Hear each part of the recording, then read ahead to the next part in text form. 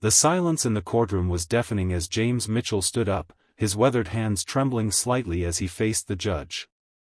3 years ago, he had signed a contract that would change his life forever, a marriage of convenience with powerful CEO Victoria Blackwood, all to save his daughter Emma's life. Now, as Victoria's cold eyes met his across the room, he realized some decisions come with consequences no contract could ever predict. If you're enjoying this emotional journey already, please take a moment to like this video and subscribe to our channel for more heartfelt stories that explore the lengths parents will go for their children. Your support helps us bring these powerful narratives to life. My world collapsed the day my wife Sarah died. One moment she was laughing as we planned our daughter Emma's 5th birthday party, and the next, she was gone, a sudden aneurysm that no one saw coming. I was left alone with our little girl, her innocent eyes looking up at me with questions I couldn't answer. How do you tell a child that mommy is never coming home? The grief was overwhelming, but I didn't have the luxury of falling apart. Emma needed me. I took a leave of absence from my job as a high school history teacher, focusing entirely on creating some semblance of normalcy for her. We moved from our suburban home to a modest apartment closer to my parents. They helped when they could, but they were elderly themselves with their own health concerns. Slowly, we built a new routine. I returned to teaching, found a reliable babysitter, and learned to do all the things Sarah used to handle, braiding Emma's hair, shopping for clothes that matched, and answering increasingly difficult questions about why some kids had mommies and she didn't.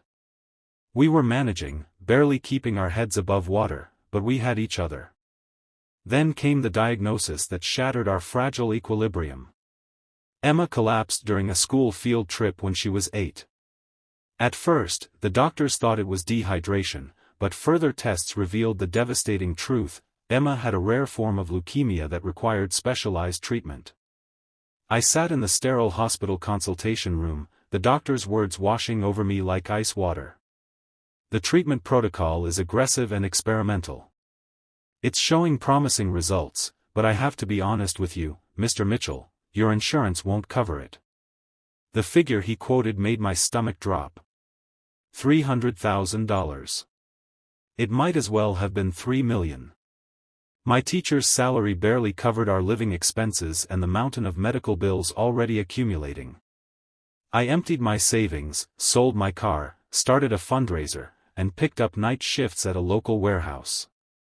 But it was like trying to fill the ocean with a teaspoon. I was sitting beside Emma's hospital bed one evening, watching her sleep, her small frame dwarfed by machines and tubes, when a nurse came in with an elegant woman I'd never seen before. Mr. Mitchell?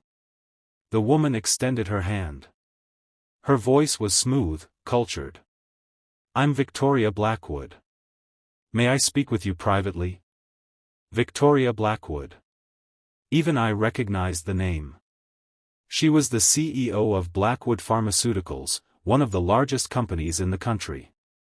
Her face occasionally graced business magazines, always with headlines celebrating her cutthroat approach to corporate leadership and her unfailing ability to get what she wanted. In the hospital corridor, she came straight to the point. Your daughter is a candidate for our new treatment program. I've reviewed her case personally. Hope flared in my chest. But the cost? Money isn't the issue, she interrupted. Mr. Mitchell, I have a proposition for you. That proposition would change everything. Victoria needed a husband, not for love, but for appearance. A 3-year marriage contract to help soften her Ice Queen image and secure a crucial merger with a traditional, family values-oriented European pharmaceutical company. Their board is old-fashioned, she explained clinically. They're hesitant to partner with a company led by a single woman. They want stability, family values. I need to project that image. Why me? I asked, bewildered. Her eyes flicked toward Emma's room. You're a respected teacher, a devoted father. Your background check shows impeccable character. And you need money that I have. She named a figure that made my head swim, enough for Emma's treatment and then some. 3 years, she continued. We lived together, appear at necessary functions as a couple, and then divorce amicably. Your daughter receives the best medical care available at my company's research facility. When we part ways, you'll have financial security, and I'll have my merger." It was insane. Absolutely insane. But as I looked through the window at my sleeping daughter, tubes running into her tiny arms, what choice did I have? "I'd need to be involved in Emma's life fully," I said. "No boarding schools or shipping her off somewhere." Victoria nodded. "Of course. In fact, your devotion to her is exactly the image I want to project. There will be a detailed contract. We'll maintain separate bedrooms, of course, but otherwise present as a normal married couple. My lawyers will draw up the papers immediately." 2 weeks later, I stood in a private ceremony at Victoria's penthouse, saying, "I do," to a woman I barely knew while Emma sat in a wheelchair, serving as our only witness. She was excited about moving to the castle in the sky, as she called Victoria's luxury penthouse. She was too young to understand the arrangement, knowing only that the nice lady was going to help make her better. Victoria's sprawling penthouse occupied the top 2 floors of one of the city's most exclusive buildings. My bedroom was larger than our entire old apartment, with floor-to-ceiling windows overlooking the city. Emma's room was a little girl's dream, decorated by an interior designer with everything a child could want. Victoria had arranged for a private tutor during Emma's treatment and recovery. The first months were awkward but manageable. Victoria was rarely home, leaving early and returning late. When our paths did cross, she was polite but distant. She took her role seriously, attending parent-teacher conferences and making appearances at family-friendly charity events with Emma and me in tow. To my surprise, Emma's treatment began showing results almost immediately. The research protocol Victoria had enrolled her in was cutting-edge, and her doctors were cautiously optimistic. For the first time since the diagnosis, I allowed myself to hope. Our first real clash came 6 months into our arrangement. I was helping Emma with homework in the living room when Victoria came home early, accompanied by an older couple. "James," she said with a practiced smile that didn't reach her eyes, "I'd like you to meet Henrik and Margot Lindstrom. Henrik is the CEO of Lindstrom Pharmaceuticals." I understood immediately, these were representatives from the company she was courting for the merger. I played my part, shaking hands and making small talk. Emma charmed them naturally, showing off her artwork and chattering about her tutor. Later, after they'd gone, Victoria approached me in the kitchen. "That went well," she said, pouring herself a glass of wine. "Henrik was impressed with your family values." "I'm not a prop, Victoria," I said quietly. "A little warning would have been nice." She looked genuinely surprised. "I apologize. I'm not accustomed to." She hesitated, considering others in my schedule. It was perhaps the most human thing she'd said to me. I nodded, accepting her apology, and we established a new rule: no surprise business guests without at least a day's notice. As the months passed, our careful choreography became more natural. Victoria began arriving home earlier occasionally, sometimes joining Emma and me for dinner. She was awkward around children but made visible efforts with Emma, asking about her day and listening to her rambling stories with surprising patience. One evening, nearly a year into our arrangement, I heard unusual sounds from Victoria's home office: laughter. I found her and Emma sitting on the floor surrounded by papers, Emma teaching Victoria how to make paper cranes. "Daddy!" Emma exclaimed. "Victoria never learned to make origami. Isn't that sad?" Victoria looked up, a half-finished crane in her hands, her usually perfect hair slightly disheveled. "Your daughter is a very persistent teacher," she said with what appeared to be genuine amusement. That night marked a shift. Victoria began spending more time at home, working there instead of at the office. She joined us for dinner more regularly. She wasn't warm, I don't think she knew how to be, but she was present in a way she hadn't been before. Emma's health continued to improve. The experimental treatment was working better than anyone had anticipated, and her doctors began using the word remission cautiously. Her hair grew back, her energy returned, and she blossomed in her new environment. Victoria insisted on the best of everything for her, from medical care to education to extracurricular activities. When I protested that we were spoiling her, Victoria dismissed my concerns. "She nearly died, James," she said matter-of-factly. "Let her have ballet lessons if she wants them." Our second year together brought new challenges. Emma was thriving, attending a prestigious private school and making friends. Victoria's company was prospering, the merger negotiations progressing well. But as our fake family settled into routine, lines began to blur. Victoria and I found ourselves consulting each other on decisions, not just about Emma but about our daily lives. We developed inside jokes and shared looks of exasperation during tedious business functions. Sometimes I'd catch her watching Emma and me with an expression I couldn't quite read, something between curiosity and longing. The press had embraced our story, the powerful CEO who'd married a humble teacher and become a devoted stepmother to his sick daughter. The narrative was too perfect, too heartwarming to resist. We appeared in society pages and business profiles, the perfect modern family. Victoria never discussed her past, but I pieced together fragments from things her associates said. Her parents had been cold, demanding perfectionists who valued achievement above all. She had no siblings, no close friends that I could discern. Her entire life was her company. One night, after a particularly successful business dinner, Victoria returned home in an unusually good mood. Emma was sleeping over at a friend's house, her first since getting sick, and Victoria suggested we share a bottle of wine to celebrate the merger moving forward. "Why did you really choose me?" I asked after my second glass, the question I'd wondered about for over a year. There must have been dozens of more suitable candidates. She considered the question seriously, swirling her wine. "I researched several potential candidates," she admitted. "But when I saw you with Emma in the hospital, the way you read to her even when she was sleeping, how you kept your own fear hidden from her." She looked away. "I was raised by nannies and boarding schools. My parents saw me on holidays and special occasions. I thought perhaps someone who understood family might help me convince others I did too." "Is that all it was? Business?" Her eyes met mine. "Initially, yes." "Is that disappointing?" "No," I said honestly. "It was a business arrangement from the beginning. I just wondered." She set down her glass. "May I ask you something now? Do you regret our agreement?" "Never," I said immediately. "Emma is alive because of you." Something flickered in her eyes. "Only because of the medical treatment?"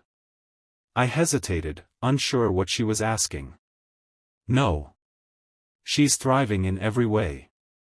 Having stability, a beautiful home, access to education and experiences I could never have provided. You've been generous beyond our contract." "I've never had a family," she said so quietly I almost missed it. I didn't know what I was missing. The moment felt fragile, Victoria more vulnerable than I'd ever seen her. Before I could respond, her phone rang, an emergency at the company requiring her immediate attention. The moment passed, and neither of us mentioned it again. As we neared our third year together, the dynamic between Victoria and me grew increasingly complicated. We functioned effectively as co-parents, attended events as a convincing couple, and managed our shared household efficiently. But there were moments, a hand lingering too long, a glance held a beat too long, that suggested something neither of us was willing to name. Emma, now 11 and in full remission, had blossomed into a bright, confident girl who moved between her two worlds with ease, the privileged life with Victoria and the values I worked hard to instill. She loved Victoria in her uncomplicated way, accepting her as part of our family without questioning the unusual circumstances that had brought us together. The merger Victoria had worked toward for years was finally happening.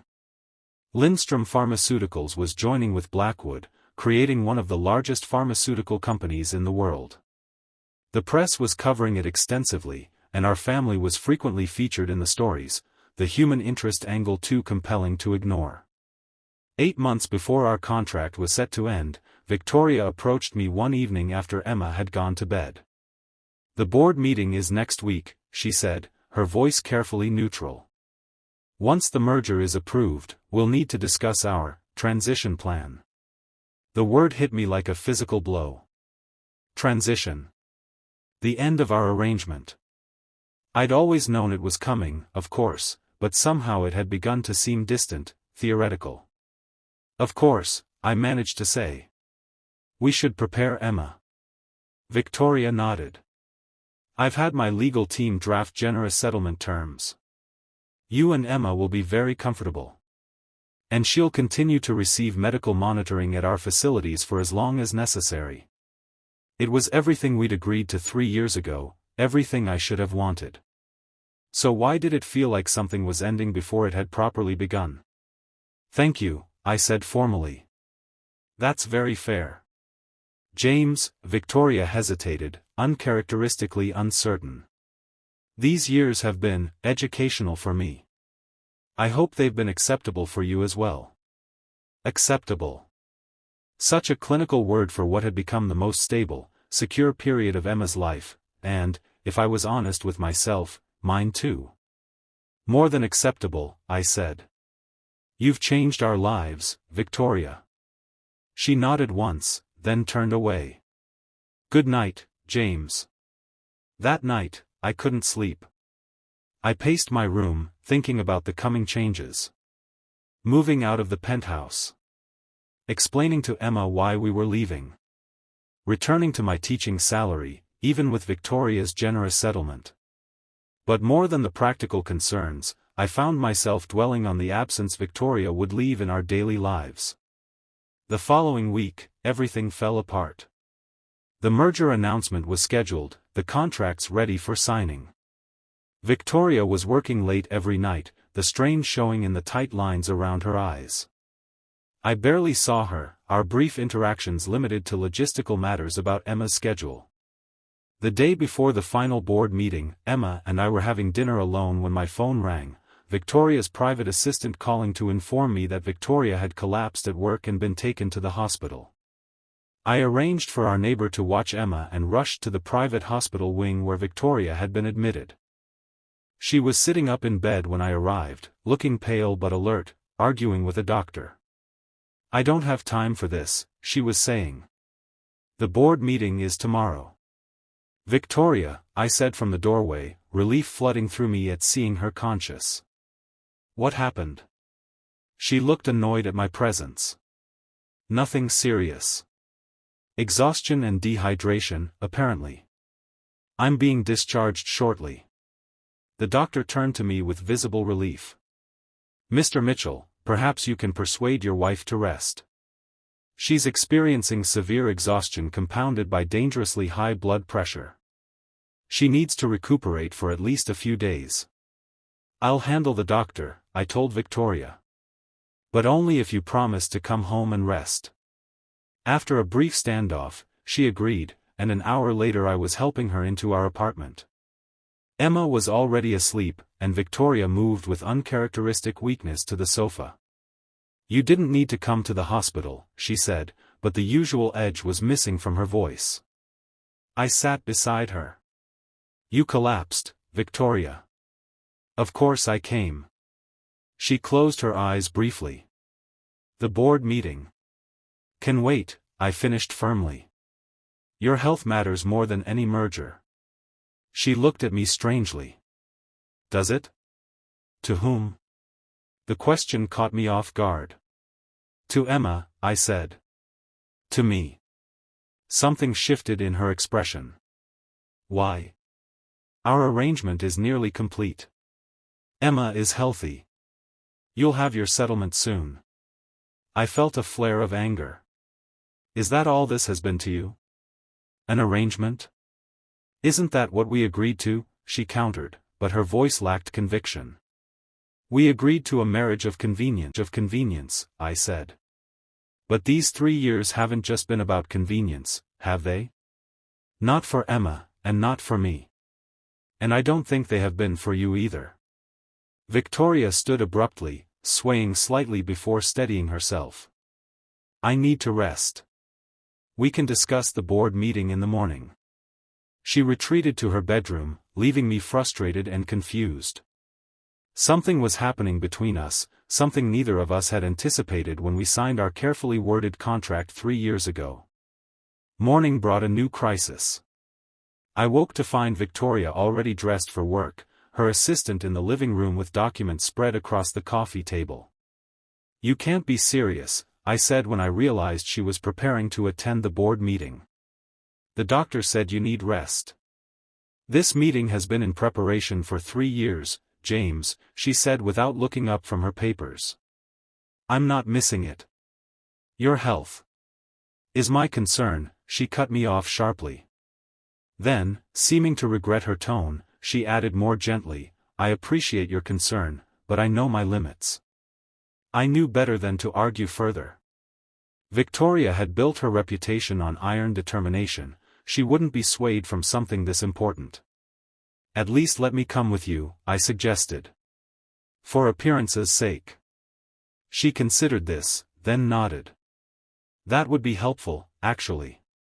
Henrik Lindström will be there with his wife. Having you present reinforces our family image.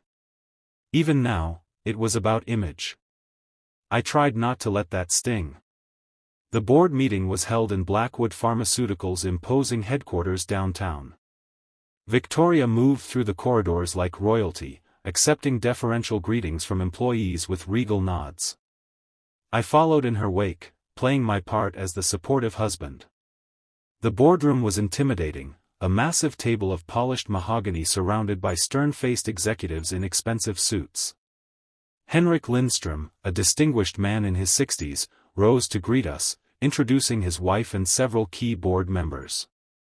We're delighted to have your husband join us today, Victoria, Lindström said warmly. Family is everything in our company culture, as you know. Victoria smiled her practiced smile. James has been my greatest support these past 3 years. The meeting proceeded with presentations and legal discussions that went mostly over my head.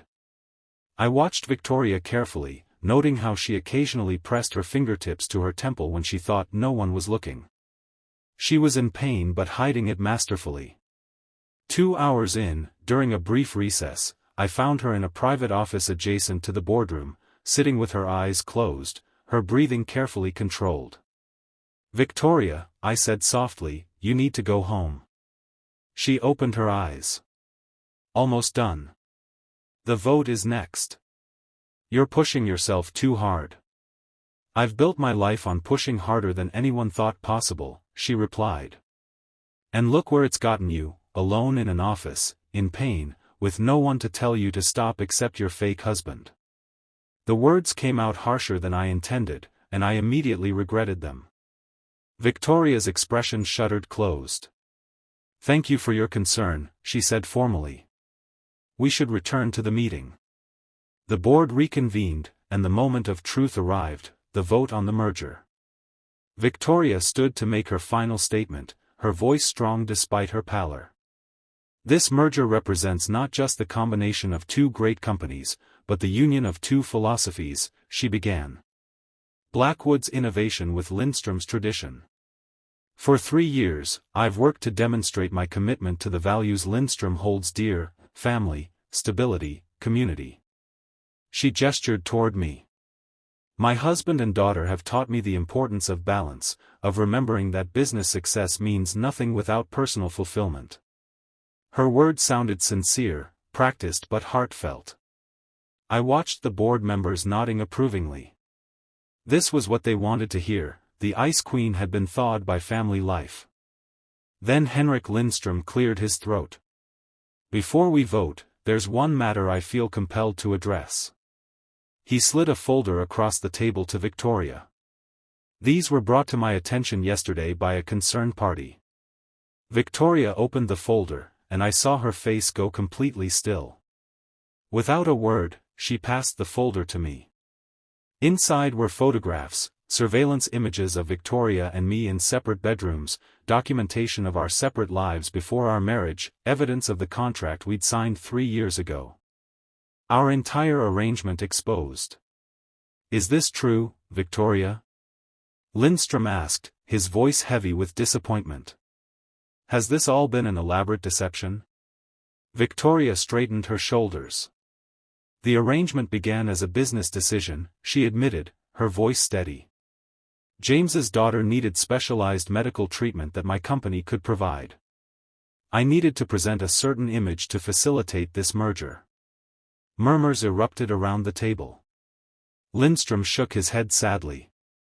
"Our company values authenticity above all, Victoria. You know this." "If I may," I interrupted, unable to stay silent. All eyes turned to me in surprise. "You're right that our marriage began as an arrangement. But Mr. Lindstrom, you spoke of family values. What could demonstrate those values more clearly than two people coming together to save a child's life?" I looked at Victoria, who was watching me with an unreadable expression. "Over these 3 years, we've built something real.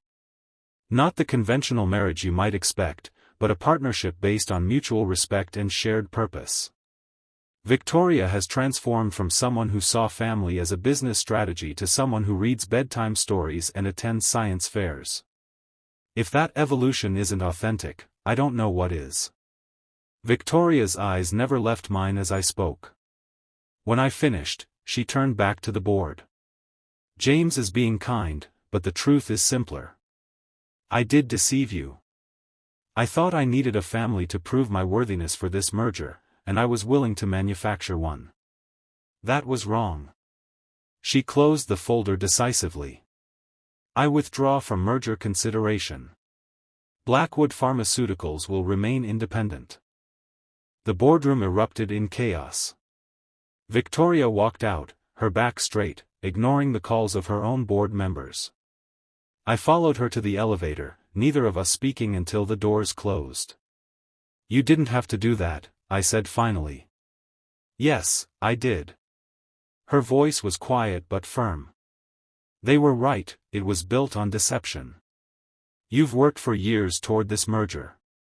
She turned to face me. "Some things matter more than business deals."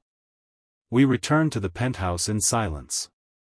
Emma was at school, the apartment uncommonly quiet. Victoria immediately headed for her home office. "Victoria," I said before she could disappear behind the closed door. "We need to talk about what happens now." She paused. "Nothing changes. Our contract remains in effect until the agreed date. The merger's failure doesn't alter our arrangement." "That's not what I meant." I stepped closer to her.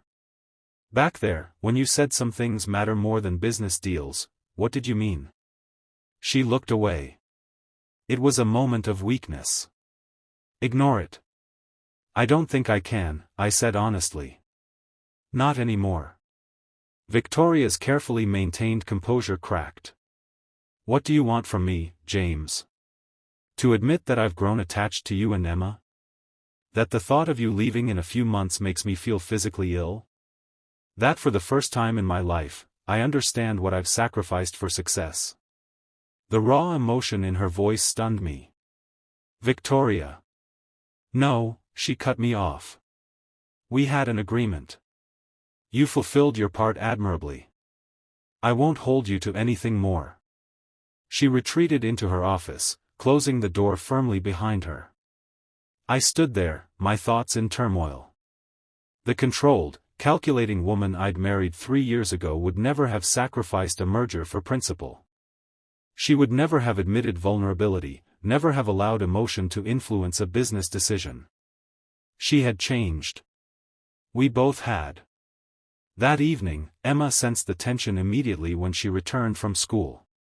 "Is something wrong?" she asked as she helped me prepare dinner. "You and Victoria are being weird." "It's complicated, sweetheart," I said, not sure how to explain something I didn't fully understand myself. Emma rolled her eyes with the dramatic flair of pre-adolescence. Adults always say that when they don't want to talk about feelings. Out of the mouths of babes. Victoria had a difficult day at work, I explained. A big project she was working on fell through. Emma considered this. Maybe we should make her favorite dessert to cheer her up. And so we did, a ridiculously elaborate chocolate soufflé that Emma had learned to make in the cooking classes Victoria had arranged for her. When Victoria finally emerged from her office, Emma proudly presented it. "We made this for you because Dad said you had a bad day," she announced. Something in Victoria's expression broke open. She looked at the slightly lopsided soufflé, then at Emma's hopeful face, then at me. "Thank you," she said, her voice unusually soft. "That was very thoughtful." We ate together, Victoria making a visible effort to engage with Emma's school stories. After Emma went to bed, Victoria helped me clean up the kitchen, an unprecedented occurrence. "She's a remarkable child," Victoria said, carefully drying a wine glass. "She is," I agreed. "She cares deeply about people. Even guarded CEOs who try to hide their feelings." Victoria's hands stilled. "James, about today." "You don't need to explain," I interrupted. We both said things in the heat of the moment. "No," she said firmly. "I need to say this." She set down the towel, squaring her shoulders like she was preparing for a board presentation. "Our arrangement has been more than I anticipated. I've found myself caring about you and Emma in ways I didn't expect. Ways that are inconvenient and disruptive to my carefully ordered life." I couldn't help but smile. Emotions often are. "I'm not good at this," she admitted. "I've spent my entire life avoiding emotional entanglements precisely because they complicate matters. And now?" She met my eyes directly. "Now I find myself contemplating complications." It wasn't a declaration of love. Victoria wasn't capable of that, not yet. But it was perhaps the most honest thing she'd ever said to me. "Our contract ends in 8 months, I reminded her. "Yes." She hesitated. "But contracts can be renegotiated, if both parties are amenable." Hope flickered in my chest. "What terms would you propose?" "I don't know," she admitted, vulnerability flashing across her face. "This is uncharted territory for me." I stepped closer to her.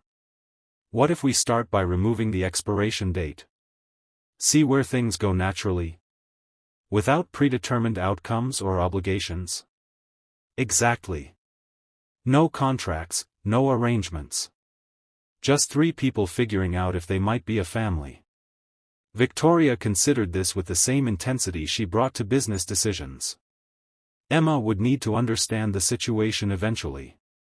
"Yes, when the time is right." "And you?" She hesitated. "You would be willing to try this?"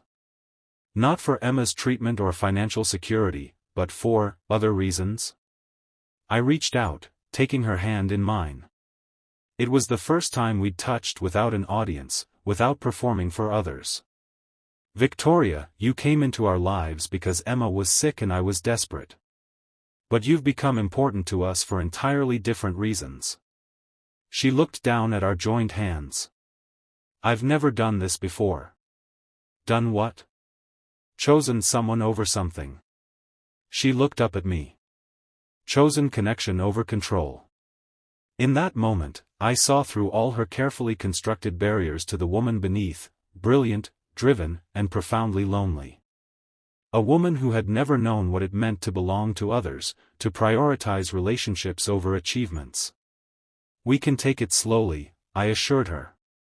"One day at a time." The following weeks were an adjustment for all of us. Victoria faced significant professional consequences for withdrawing from the merger. Her board called an emergency meeting, and there was talk of removing her as CEO. But Victoria Blackwood hadn't built an empire by backing down from challenges.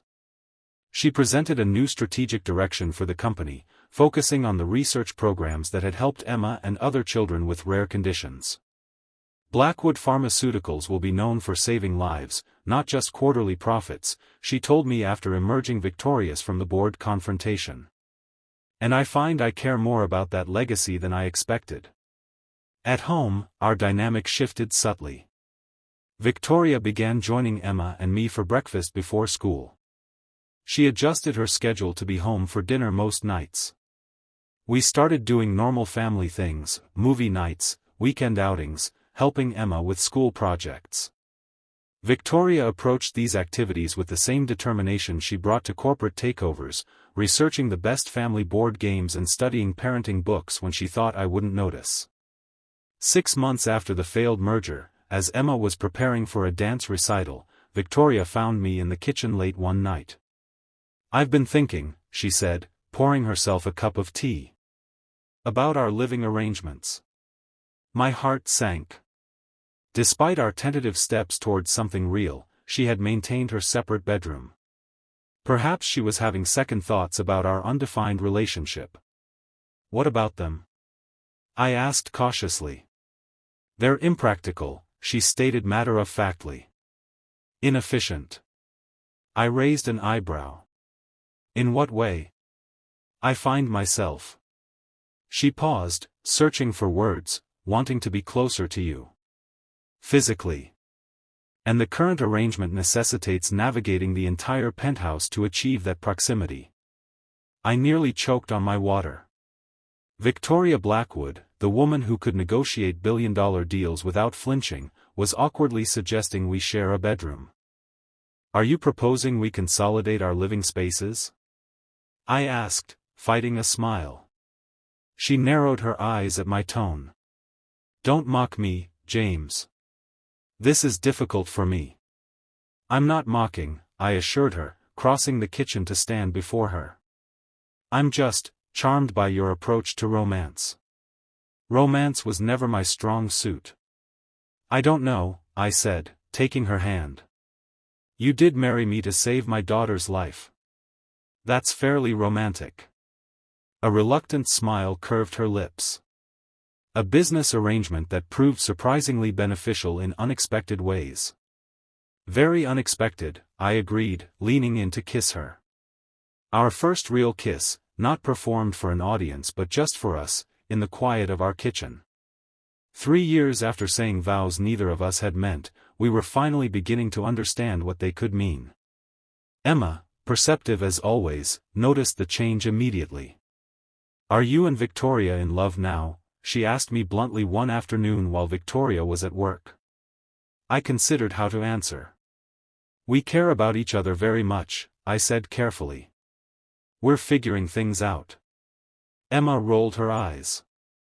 "Dad, I'm almost 12. I know you got married to help me get better. The kids at school used to talk about it." I stared at her, stunned. "You knew? All this time?" She shrugged. "I figured it out a while ago. Victoria never hugged you or kissed you like my friends' parents do. And you had separate rooms." She looked at me challengingly. "But it's different now, isn't it?" "Yes," I admitted. "It's different now." Emma nodded decisively. "Good.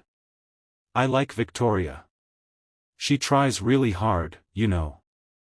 She watches YouTube videos about how to talk to kids my age." The image of Victoria Blackwood, corporate titan, secretly studying how to connect with a preteen girl made my heart swell. "She cares about you very much." "I know," Emma said simply. "She's my other parent now." "Not like Mom," she added quickly. "No one could replace Mom. But a different kind of parent." Children, I reflected, often understood more than adults gave them credit for, and sometimes found simpler paths through emotional complexities that adults overcomplicated.